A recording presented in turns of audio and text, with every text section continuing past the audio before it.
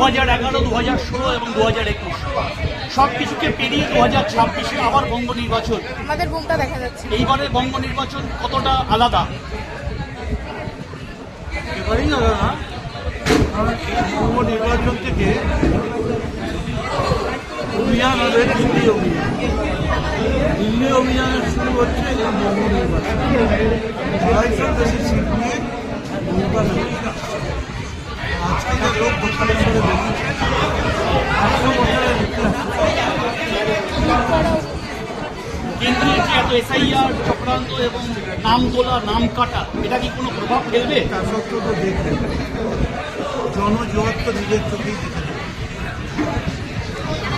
দাদা, অমিত শাহ আগের দিন রাজ্যে এলেন এবং তিনি বললেন যে দিদি জমি দিচ্ছে না, তাই কাটাতারের বেড়া লাগানো সম্ভব না। কি বলবেন এই বিষয়ে?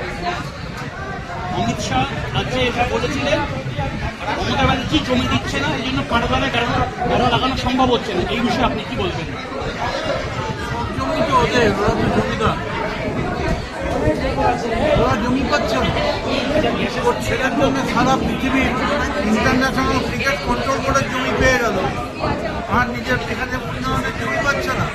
সারা পৃথিবীর ক্রিকেট কন্ট্রোল বোর্ডের জমি তার জয়ের জন্য পেয়ে গেল, আর এখানে মানুষের সামান্য উন্নয়নের জন্যে সামান্য একটু জমি পাচ্ছে না।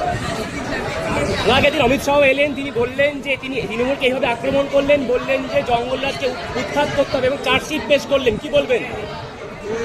অমিত শাহ আগের দিন এলেন এবং তিনি বললেন তৃণমূলকে এইভাবে আক্রমণ করলেন, বললেন চার্জশিট পেশ করলেন এবং বললেন জঙ্গলরাজকে উৎখাত করতে হবে বাংলা থেকে। কি বলবেন? জঙ্গলরাজ চললে আপনি কথা বলতে পারতেন, আপনারা তো মাসির পক্ষে রৌ করে দাঁড়াবেন।